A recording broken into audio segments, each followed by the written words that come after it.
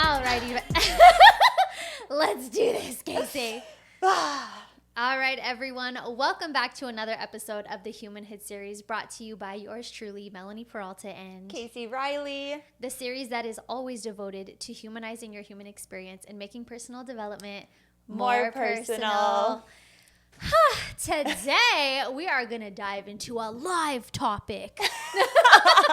That's something that is feeling very alive for me personally right now. And honestly, this is actually a conversation that I've had with so many of my clients and a lot of people just throughout the years of us as humans not knowing enough about this vessel that we live in and how disempowering that can be. For years as a mindset coach, I always told people, don't you find it funny that this mind of ours is the thing that really runs our world, yet we know nothing about how it functions? The average person knows nothing about how the brain is wired, how it operates. Like, isn't that weird? We know a lot about a bunch of bullshit, but we don't know how we work. We don't know enough about our own bodies. And because we don't know enough about our own bodies and our own minds and just our own physiology as the being that we are, it really disempowers us to make high quality choices for our ultimate well-being and the well-being of our loved ones, the well-being of our family and our children, and just like people that we have to potentially make decisions for at one point in our life. So I just got back from the doctor. If you've been listening, you know I've been on my health journey and I'm in the process of, trying to figure out what my situation is, trying to get some sort of a diagnosis, if you will. And I go in there and I'm talking to the doctor, and first of all, this doctor is just not listening to me, not asking me enough questions. I can tell she's not really trying to truly gain a deep understanding of me and my situation. She's just looking at my thing, and based off of what she sees, she feels like she has it all figured out. So she's already spewing out, okay, this is what we're going to do. And I'm like, whoa.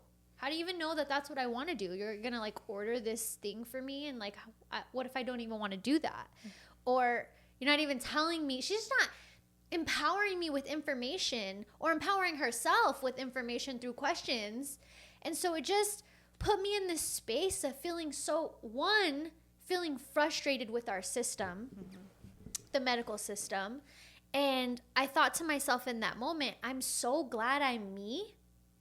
Because if I wasn't me and I went into that doctor's office and she's telling me this is what we're going to do, this is what we're going to do, this is when we're going to do it, this is how we're going to do it, and I didn't have a mind of my own to say, actually, I've heard and I've done research that thing you want me to do is actually not good for me. And I know that I'm aware of all of these other things, so I'm going to go back in, my world and my space and do my research and make my own decisions, not based off of everything that you're telling me right now. But if I wasn't me, I would say, okay, let's do it. Yeah, sure. Whatever you say, And that's a lot of people. And we go into these medical situations. We go into these doctor's offices. We just go into these spaces very ignorant. And because we're so ignorant, we're very disempowered. And we get gaslit all the time. People telling you, oh yeah, no, it's not that, it's just this or whatever, and then it's wrong.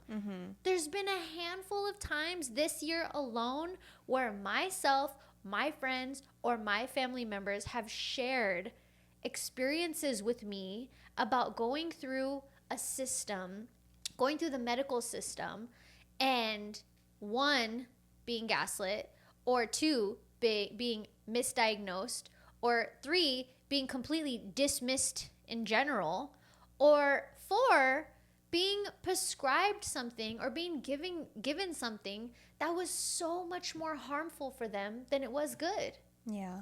And if they would have went into those situations with some knowledge, with some wisdom, with some research, it could have been a different experience for them. So I just felt like this conversation was really important to have, because this is a regular human experience that we are faced with at different times throughout our lives. Maybe even when you have your baby and you're thinking about getting immunizations or not, or, these different things. And so I really would love this conversation to be an activation, initiation, catalyst to get you curious, to get you taking initiative in your life, in your world, within yourself and your family dynamics and the people who are important to you, to educate yourself more deeper on this body that we live in. Mm-hmm. Because you go to a doctor, and my dad just went to a doctor recently. They were saying, oh, you got high blood pressure. Here's this medication. Thankfully, I've rubbed off on my dad's wife a lot, and she's great. And she's like, no, we're not going to take that. We're just going to change our diet, and we're going to change some things around our lifestyle. Yeah. But there's a lot of people who are just going to take the meds, man. Yeah. Yeah. It's sad. Well, it's an overwhelming topic, because someone might be listening who has no idea where to start. Yeah. And I know back in the day, I was one of those people too. I took antibiotics for 2 years. I was on birth control for like 8 years. I was rubbing like chemical shit all over my face, and like not eating healthy, and like eating Funyuns for lunch. Like, who? Oh my God, Funyuns are my favorite. They're my favorite unhealthy chip. How do we even begin, for the people who are in that stage? And so for me, it was like, okay, what is feeling so present right now? For me, it was my acne and my constipation. So I was like, let me start to look into how to heal this naturally, because all of this medication isn't working. And then little by little, you chip away. And I feel like once you start to uncover and feel the change in yourself and see the changes and just feel better, and like the acne goes away and you're not constipated anymore, whatever it is for you, you get the buy-in to there's a different way than just doing what the doctors are prescribing you. Right. And so if anyone out there is like, well, where do I even begin with this? Maybe just do a little check-in with yourself and notice anything that's like feeling off, and then start to go down that rabbit hole.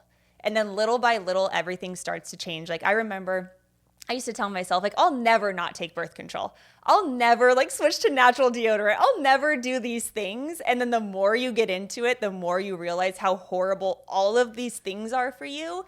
And you have no choice but to switch things up and become educated with all of this. And then it expands into these grander topics, like how does the mind work? How does the brain work? How does your liver work? Right. And then you can start asking these questions to your doctor. But this is such an overwhelming topic that the people who are in it, they're like, obviously, duh. But then the people who aren't, it's like, where do I don't even know. Yeah. Yeah. So that's an amazing question, by the way. And I think for me, where it really, really began was just starting to research the organs. Like I started, okay, hold on. Let me rewind. So you started with the organs. That's intense. Yeah, that's intense. Okay, but overall, I think it really just is a very disempowering part of our system in general that we are not taught about the body as fundamental, human, important information. Like we should be taught, in my opinion, we should be taught about our physiology before a fucking rhombus, okay? A rhombus! That's true. Why are we learning about rhombuses when we haven't even learned about the gut? Yeah. What the fuck? So like that's my beef with society. It feels just so intentionally disempowering. Yeah. In a lot of ways. But the other disempowering aspect of it is that we have given up our power to the experts and just trusting the medicine and the doctors to the point where a lot of people won't even go and do their own research. They'll call the doctor. Yeah. So the first step is to just initiate doing your own research. But then, like, for example, the constipation. when someone's constipated, they go to their doctor. They usually get laxatives, and then they're like, okay, go shit your brains out. And yeah. And then it's like, okay, but why am I constipated? What is starting that? What's happening in the gut? A lot of people won't even go online and see what causes constipation. Yeah. What supports healthy bowel movement. And sometimes, you know, people like the average person's like, drink prune juice. Yeah. Eat prunes. Sure. Or eat the flax seeds. cereals. Oh, yes. The cereals, like, or Kellogg's or whatever it is. Like, Sure. that's not going to help. Sure. But why is your body constipated? Yeah. Why is the bowel not moving? Yeah. What is the blockage? Is it dehydration? Is it lack of movement? The reason why you don't know is because you don't even know how your bowels function. You don't even know what's required for them to operate optimally. And so go and look into that. Yeah. And then, like when you were saying the constipation and the acne, actually a lot of skin issues arise from the gut and constipation, because when your body's full of shit for so long, it starts to seep into your bloodstream. Those toxins start to seep into your bloodstream, and then it comes out the skin because the body's like, well, I have to figure out how to get rid of this somehow. Yeah. So a lot of people will get acne. It's usually, a lot of times it does come out in the form of like body acne when it's constipation related, usually, not all the time. But even knowing those types of things, what happens to my body when shit is sitting in there for over a week? How does that affect when I'm literally sitting with shit? Pop quiz. Do you know how long your small intestine is? No, but I don't know exactly how long it is, but I know it's long as fuck. Take a guess. Is it like a mile? It's 30 feet. And your large intestine is 15 feet. Okay, a mile. So, damn, bitch, that was like way All fucking off. long it is in this little area. So what I think about when I think about health and stuff, like whatever I put in my mouth has to travel that far. What do Yeah. I want in my body that's gonna travel a long ass way through Oh my my God, intestines? that's such a good way of thinking about it. And when you think about foods, like if you've ever had peanut butter, you know how hard it is to get peanut butter off of like a spoon or a pan? Yeah. Imagine how much that has to move through your intestine, how much water, how much like movement has to happen to get that sludge of peanut butter through your intestine. So those are the things that I think about when I'm like, does this make sense to even eat this Yeah. at all? Yeah. I can't even get this peanut butter off of a spoon. It's not going to be traveling through 40 feet of intestine. Well, that's true, but then like, you know, the gut, like we've got bile and acids. That's to, like, what I think about. Break things down. It's like, also, how hard was it to cut that fucking steak? Like, think about that shit breaking down in your gut. You Well, know? that's true. And that's why you want to go to the bathroom. Otherwise, you're going to have rotting meat Yeah. in your body. Yeah. You know? These are things I think about. Yeah, but all of that to say is a lot of times we're not even thinking about these Yeah. internal processes. Yeah. We're not. The average person, and honestly, even as much as I've been in the health and wellness world, I still don't know all of the deep intricacies that go on within my body and every single organ, what it needs. And I don't even know the order. I literally don't even know the order of which my organs have to go through things. Like, when does the spleen do its job? I don't fucking know. Yeah. You know what I mean? Yeah. So to me, it just blows my mind how uneducated we are about this thing that we exist in. Yeah. It's crazy. It blows my mind. Yeah, speaking of like organs and like making decisions based off of your organs, when I learned more about the liver and how it's your literal body's filter and how it filters out every single scent, every single thing you touch, everything you put in your mouth, it filters it. It's almost like an air filter. And so when people ask like, why is it important to not wear perfume? Why is it important not to wear toxic makeup and Febreze and all this stuff? Because every little thing, your liver is on overdrive trying to filter it to protect you.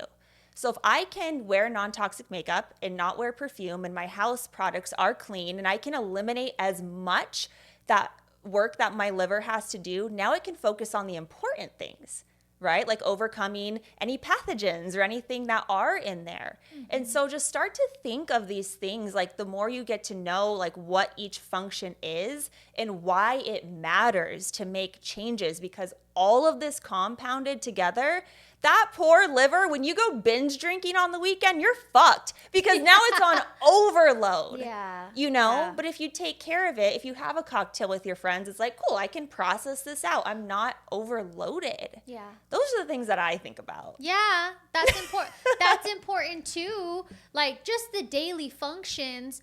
But when it comes to when your body is sick or when disease is showing up and you're in a position where you need to treat yourself, you need to, change your diet, or you're like considering getting on a medication, or you need to go to a doctor, you need to do something like that. You're in the position of potentially being under the care of somebody else. It is not fun to not know shit about shit when you are in those spaces and places. I remember, and sometimes too, it's just like even the awareness, even just the awareness that the doctors and the medical industry themselves, that they literally don't have all the answers and that they're not always right and that you might actually know better than them sometimes. Even that awareness alone, even just adopting that, opposed to the opposite, that's like, whatever my doctor says I'm going to do, I trust the expert, like I don't even need to look into it because they already got a degree for this, all of that. And trusting your own discernment and trusting your own gut and trusting your own desire to explore more, and being in a moment where maybe you're at the emergency room or you're at the doctor with a family member or your child, and something is being pushed on you or something is being prescribed or something is just, you're being told to do something, and you feel like you don't want to do that and you feel like that's not what's right. Yeah, I remember recently I went to the dermatologist because after you like went through your stuff and shared it with me, I noticed like a little spot on me. So I was like, I'm going to go get this checked just in case. And so this was recently, and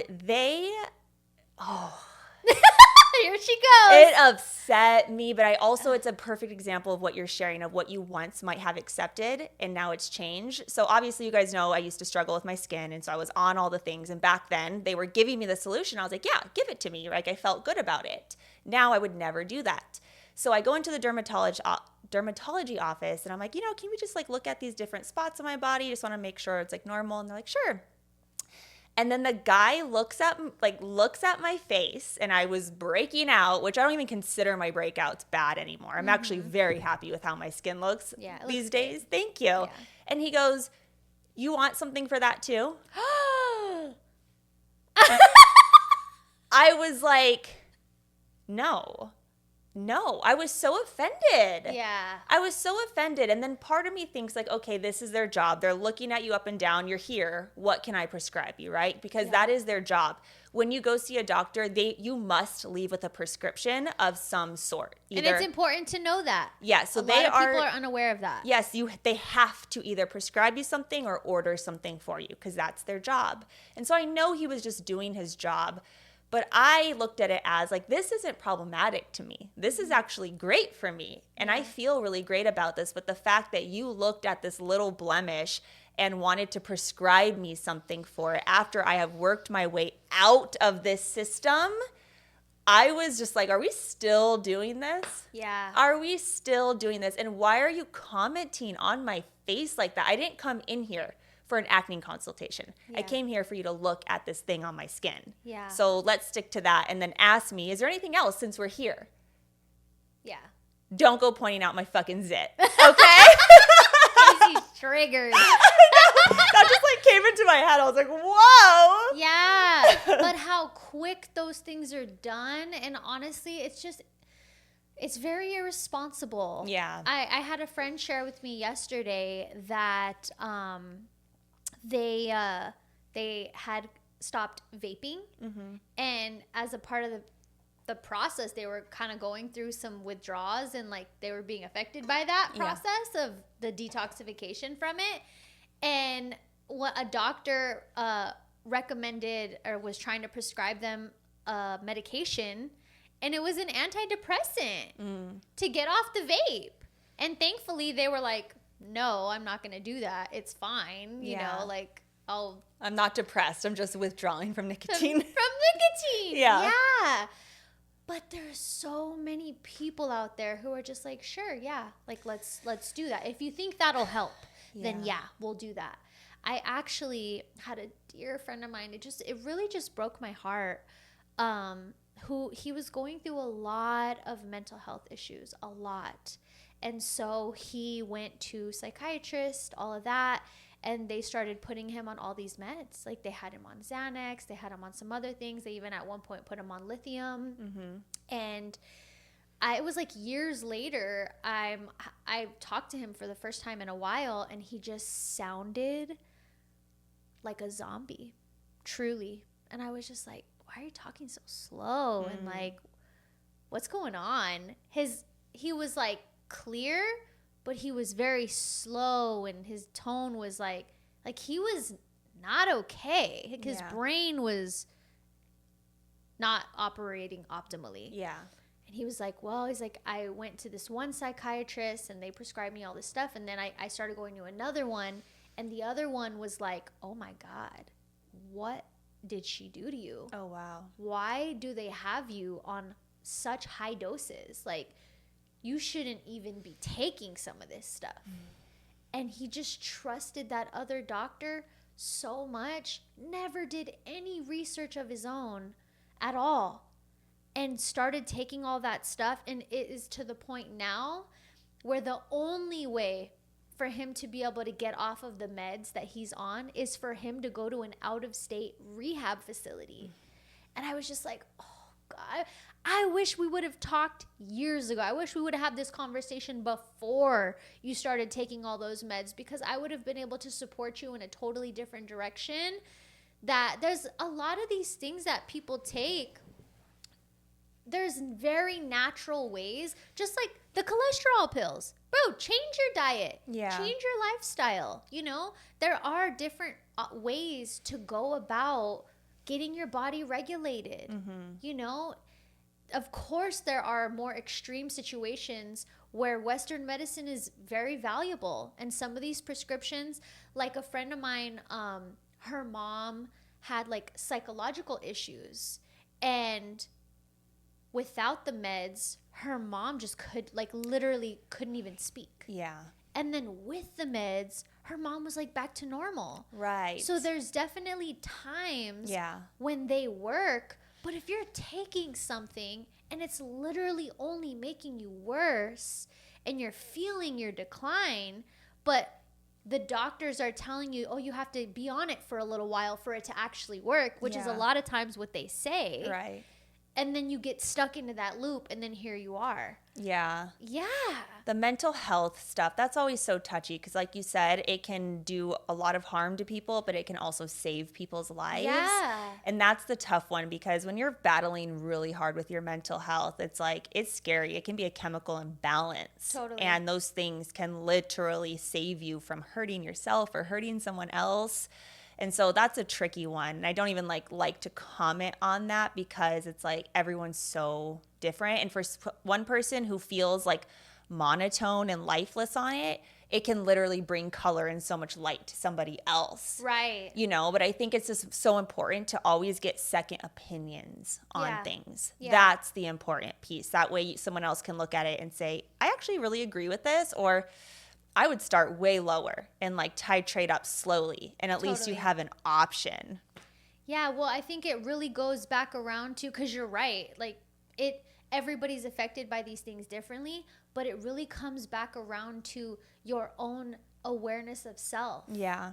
Because you could be on something and it's not working for you, and you're still trusting the process, and you're actually declining in the process.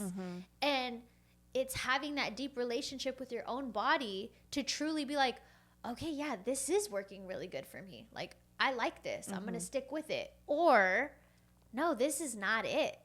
This is not. And that even goes for like like just even supplements that people are taking. Yeah. Because for a while I was taking like plant-based proteins only, a lot of pea protein, and every time I would drink it, I would instantly get a headache. I don't get headaches. So when I do get a headache, I usually always know exactly what caused it. Yeah. But I'm like, well, this is the cleanest one on the market. It's supposed to be really good for you. But I'm like, but it's clearly not if your body doesn't like it. Right. So then I started doing like a carnivore paleo protein, and my body loves it. I never get headaches from it at all. So again, a lot of people will sit there and drink a certain type of protein that messes with their stomach or gives them headaches or gives them breakouts, but they're still taking it because they need protein. Right. And this is the cleanest one on the market, or this is a good one, or whatever. It's the same thing for everything else. Yeah. It's that self-awareness of like, this doesn't work for me, but why am I trusting that this person said it will work for me and ignoring that my body's telling me otherwise? That's like the real thing right there. Yeah. You know? And taking initiative, again, to go online and do your own research. Dude, now is not the time to not know. Right. It's not. There's so much information out there.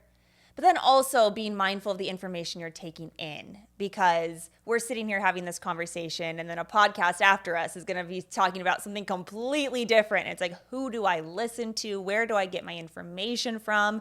But at least starting to research and learn more about yourself to build that trust within yourself so that you can listen to what we're talking to and take what you want, leave the rest. Yeah. The same thing with everything else you see on social media, because that's really hard too, to fish through all of the information. It really, really is, because like you said, everybody's different. But I think the most important thing, even about this conversation, it's less about what choices you make, and it's more about having the confidence it's about having the confidence to make a clear choice for yourself in general, because you're actually going out and looking into what feels best for you and what feels right for you, and moving through this process, making choices about your body from an empowered place instead of a disempowered place. Yeah. I think that's the difference right there. Yeah. Because I remember one time, Vakai had asthma when we were younger, which that's a whole other thing. They say that when a kid has asthma, either like sometimes they just grow out of it or they have it forever or whatever. But I noticed when he had asthma, the steroids that they would give him would work a little bit, like temporarily.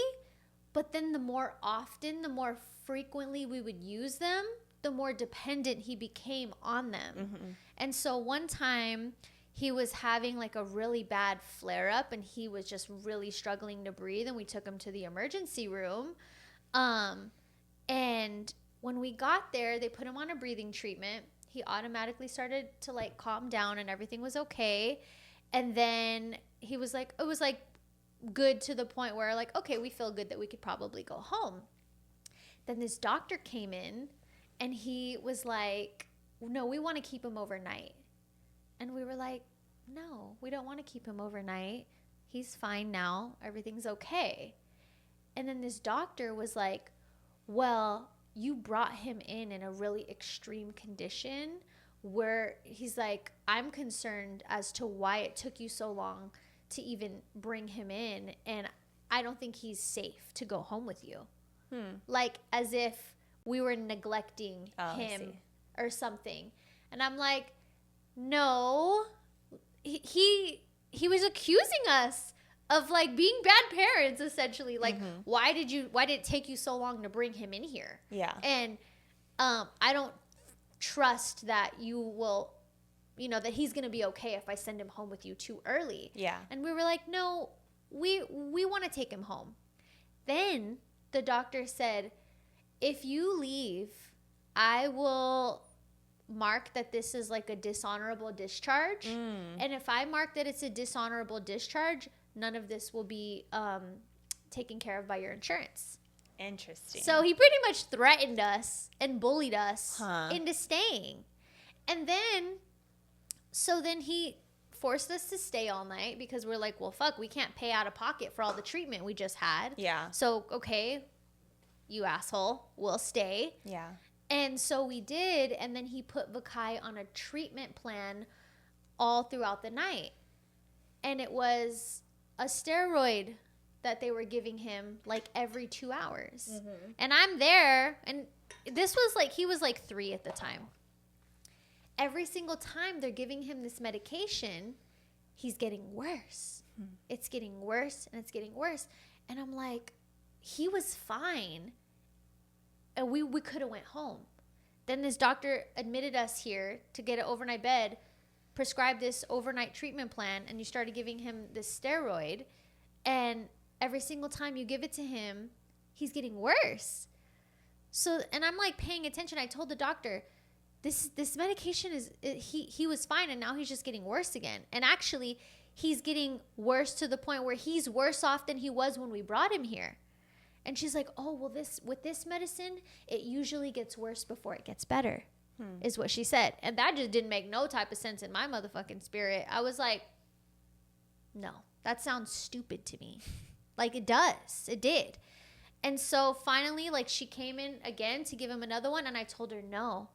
And I was like, no, we're not going to keep taking this. It's only making him worse. His heart rate's going up. Like, no, I'm refusing this now.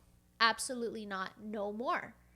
And she was like, okay, well, like, we'll talk to the doctor. And thankfully, by this point in time, another doctor was on shift, not the bully doctor. Mm-hmm. And I was telling him, my son wasn't even this bad when we brought him in. He did a breathing treatment when we got here. He was pretty much better. And then they made us stay overnight. And they've been giving him this treatment all night long. And now he's worse than he was when we first brought him in. I don't want him taking this anymore. Like, I said no. Ever since I said no and they stopped the 2-hour treatment, he's been better. Mm-hmm. And that doctor listened to me. And he was like, okay, yeah, we'll take him off of it. We'll just see how he does. And then sure enough, it was fine. But if I would have listened to that goddamn nurse, her saying it gets worse before it gets better, then it could have gotten really fucking worse because it was getting scary bad. Yeah. He was just coughing all night. And it wasn't just a kid who has a cough. He was struggling to breathe, you know? And so those types of things, you got to have courage. You got to have discernment. You got to have curiosity in these spaces. Again, it's less about the choice that you make, and it's more about the qualities and the characteristics that you carry when you go into these spaces and places. Mm-hmm. To ask the questions, to rebuttal if you have to fight for your own rights or to fight for what you feel is best in that moment. Mm-hmm. And that's what I think that's the most important thing about this conversation. It's not don't take this or don't take that or don't do this or don't do that. It's like go into these places from an empowered space. Mm-hmm. Even if that is you did some of your own research beforehand so that you're not in total ignorance when you go into this. Yeah, well, where my mind is going with this, and you even experienced it yourself, they threatened to not allow this to be covered by insurance. So now there's a financial burden hanging over your head, and you chose, all right, let's continue on the treatment. Luckily, the second time, there was none of that hanging over you, and so you were able to make a different call. So in my mind, I'm thinking, okay, so you have the courage to say this stuff, but then there's a stop. And you have to make a choice now. Mm-hmm. Do I follow through with what I know is right?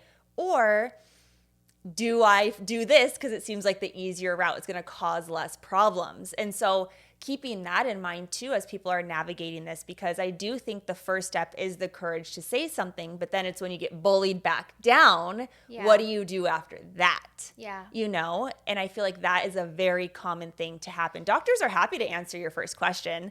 And then when you start like pressing it a little bit, you start to feel more disempowered because of the protocols that are in place. or the repercussions that might happen. And so just like wanting to open up that conversation as well to people, because it's not always just easy. Like, I'm this empowered person. It's like a whole process. It is a process. When you're in there. Yeah. You know? It really is. It really, really is.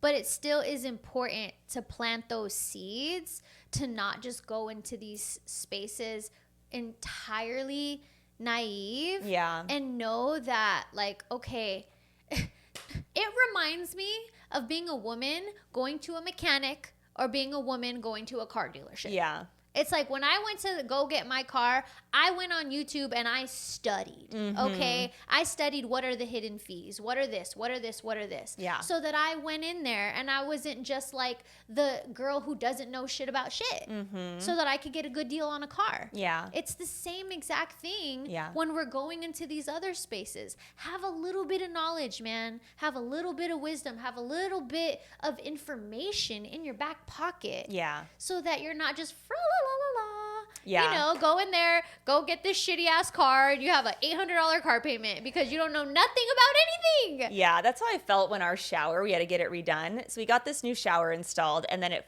was faulty, and it like literally got water damage like within a year. And so when they were rebuilding the shower, I became a shower builder. I was watching every single YouTube video, like, this is not going to happen again. Yeah. And so I was on that contractor's ass. Like, what materials are you using? How are we avoiding this? What's the waterproof? What's going on? Like, and he was annoyed. But I'm like, clearly you and your team fucked this up last time, and I'm not going to do this again because I trusted you once. Yeah. But now I need to learn and know better and do better. Yeah. And so coming in with that knowledge makes you, again, feel so much more empowered and like pushing the boundaries to make sure the product, the end product that you get or whatever it is, at least it's like from an empowered state versus a naive place. And that's the mindset that I'm talking about. Yeah. That's the point of this conversation. Yeah. Is to be that person. But notice how much more comfortable you felt showing up in that way about a fucking shower, Yeah. opposed to how showing up that way in the medical industry, because it's so sensitive and there's just so many layers to it. There's so much fear around it. There's so much misinformation. There's so many options. That felt easier. Yeah. This is not the same thing, but this is so important. Like I was telling you, I went to go visit my tia recently at like a medical home that she's at for, you know, where she's living after she had her stroke.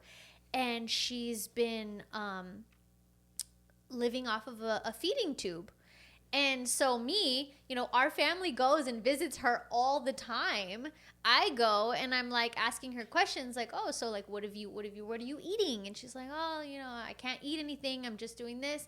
And I'm like, oh, I go over. I'm like, what are they pumping into you? And I'm the only family member who went to go see what are they feeding you. And it was a bag, a plastic bag that had this liquid in it. And I read it, and it's like some like diabetic, you know, nutrition drink. And I look, and it's from Nestle. Nestle? Bro, I'm like, what is Nestle doing in the medical field feeding people who are supposed to be getting well? Yeah. And then I look at the ingredient list. And the first 3 ingredients, it was like water, glucose syrup, and canola oil were like the first 3 ingredients. And if you know anything about an ingredients list, the top ingredients are the thing that is the most, that is in that product the most. They do it by order of like the percentage of that, how much of that ingredient is in the thing. So I was just like, they are pumping my tia With canola with oil. canola oil?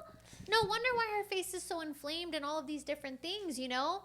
And so I was like, dude, like, and I'm not her daughter. I'm not the power of attorney. I can't make any decisions. But I'm there with my sister and my mom and stuff. And I'm like, dude, has anybody seen what this ingredient list is? Like, how do we expect her to ever get better if this is what they're feeding her? And my sister later on, she's like, listen. She's like, when we get older, I'm making you my power of attorney because I know you ain't going to let them feed me no bullshit. Yeah, no Nestle. No Nestle IVs. Yeah. And I was like, you know what? That made me feel good, actually. Yeah. I was like, hell yeah. I will absolutely fight on your behalf to make sure that there no fuckery is happening Yeah. and they're not pretending to take care of you when they're actually not. Yeah. You know, they're just keeping you alive in a very undesirable way. Mm-hmm. And so eventually we may need to be the advocate for our child in Yeah. a hospital setting or in a doctor setting, or an advocate for a relative or a parent in a home. Yeah. And so are we mentally, emotionally, informationally prepared for that? Mm-hmm. I think that's really, really important for us to consider Yeah. as empowered human beings. I even feel that way about my dogs. Like, seriously, the vaccines and all that stuff with the animals and like surgeries and medications. And I'm even feeling like a bad dog mom, you know, where it's Or like the food. oh, yeah. Even Switch the their food to the food. farmer's dog now, which is all fresh food. It's more Yeah. expensive than my groceries. But I'm like, it's important, you know? And so I've been feeling that way too recently with the dogs. I'm like, okay, look into this more. But then you can't take them to certain places if they don't have this stuff. And it's like, okay, let's look at this in totality here. And like, how do we adjust to this lifestyle of the Yeah. dog? Yeah. Yeah, it's a lot. Totally. So all I'm saying is take some initiative in these things. The reality is we don't know enough about ourselves. Mm-hmm. We don't know enough about our bodies. We don't know enough about the physiology that we exist in. And when we are moving through things in life where there's health choices to be made, whether it's for us or other people, and we are operating within these industries, one of the greatest things that we could do is just have a little something in our back pocket. Yeah. And walk in that place with a certain mindset and a certain state of being, that it's, you do have an open mind, but it's not a naive mind. Mm-hmm. And that you're open to what they have to say, but you're also open to going home and doing some of your own research and figuring out some things for yourself, because not everything is super necessary. Trust yourself, attune to yourself, and just don't operate from fear. Yeah, and get a second opinion. Like, truly, I think that's one of the easiest things you can do is like go just see another doctor, even if it is Western, like just at least go get a second opinion on things. And then taking it a step further, if you're able to see a naturopath, like that's always a beautiful option as well too, because they do look at everything holistically. So instead of like, let's say taking the mental health diagnosis, they might still, you know, suggest you get on these medications. And, well, what are you eating? What's your exercise like? How can we help improve your mood naturally while working with these other medications? It's always a holistic approach. And I feel like with doctors, my experience with them, one thing that like isn't spoken about a lot is medical trauma. Like the trauma that happens in the medical industry and how untrained doctors are to deliver bad news.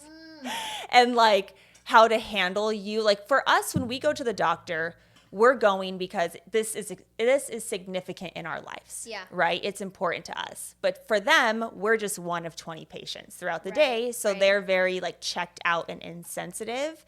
And I had so many experiences where I felt like traumatized, like being delivered news and just like, okay, like bye. And I'm just sitting there like alone in the doctor's office, like, what do I even do with this? Like, you're giving me this diagnosis or something that is literally going to affect me my entire life, so you say, and you're just like walking out, and I'm just getting in my car and driving home to process this on my Yeah. own. You know, I remember I was on a bachelorette party with a girlfriend of mine, and after the whole like injury stuff, I was going through all of these like doctor's appointments to see what was going on, and they call me and they're like, oh yeah, you have POTS and dysautonomia. All right, bye. And they hang up. And I'm like drunk at this bachelorette party, like being given this news. And so I'm like Googling what this means upstairs by myself in the room. You know what I mean? And it's just like, how about you frame the conversation of, is now a good time? Everything's okay, but we did find some results. Is now a good time to talk about this? I'm going to tell you what's going on, and we'll have room for some like questions, the Q&A also. Is now a good time? Actually, no. Can I call you in a week? Yeah. Great. Or yes, now is a good time so I can prime myself to receive that information. Versus like being told this thing on the phone. I can't go down there and tell my friends what's going on. It's like I'm just moving through this process. You know, like there's so much insensitivity when it comes to delivering news to people. And that's like a traumatic experience within itself. So there's just so much room for refinery in the medical space. I'm not against it. I just think it can be done so differently. Yeah. The word that's coming up for me is just the unconsciousness. There's a lot of unconsciousness in it. Yeah. And that's what I experienced today with the doctor that I saw. Yeah. How unconscious you are right now. She was talking super fast. It felt like the situation where she's trying to get me in and out. Yeah. That's how it felt. Yeah. And I'm like, you're so unconscious with this care. Insensitive. And like you said, you know, we are somewhat of a number. And it's just pumping them in, pumping them out, you know, just another person, another thing.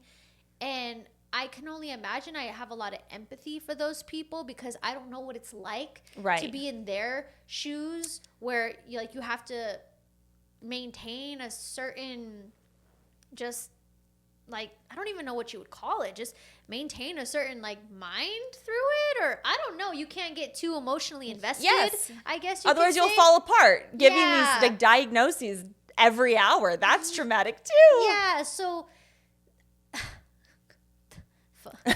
it's all human. Yeah. They're human. We're human. We need a certain type of care. We need a certain level of consciousness within that care. But then they probably don't even have the capacity or the education or the information or who knows.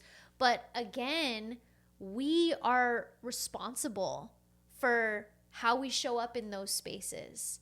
And the questions that we ask, the research that we do after, the digging that can take place after, instead of just, okay, yes, I will take that medication. Because she offered me a pain medication. And I was like, no, thank you.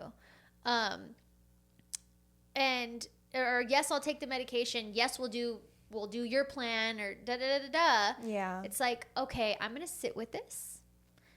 Depending on what your process is, I'm going to pray on this. Yeah. I'm going to do my research. I'm going to get a second opinion.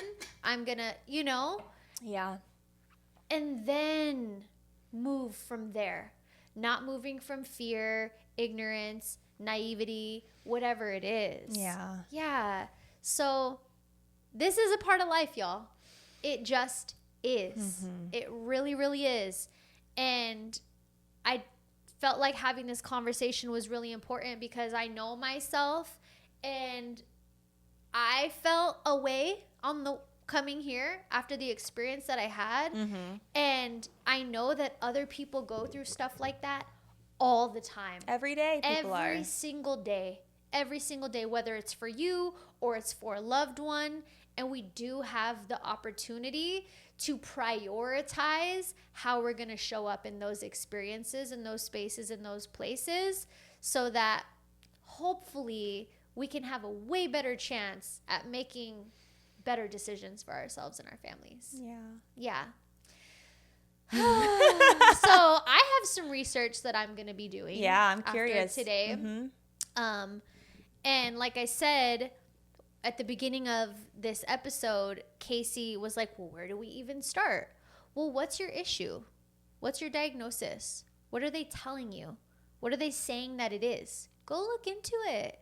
Go look into whatever it is. If it's if it's eczema, or if it's your hair loss, or if it's bladder issues, UTIs, or whatever it is, you know, whatever the problem is, just start to go and educate yourself a little bit more. Yeah.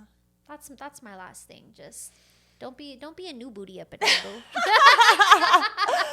Come locked and loaded with some shit. You know what I'm saying? Yeah. Thank you guys for tuning in to another episode. We love you so much. Oh my God, hold on. What? I can't wait to check it. But our goal was to get 100 subscribers on YouTube by the end of the year. Yes. Last time I checked, we were at like 92. I know. I know. We're getting so close. Yeah. So thank you guys. Yes. Shout out to everybody who has subscribed so far. We've been loving this process. Yes. It's evolving. It's growing. We're so grateful for you guys. If you ever listen to any of these episodes and they resonate with you, please leave a review. Please share them with a friend, a family member. We want the Human Head series to reach whoever it's meant to reach. Yes. And you guys are a way of doing that outside of us just posting it on these platforms. Yeah. So thank you guys for tuning in. We love you. Until next time. Bye.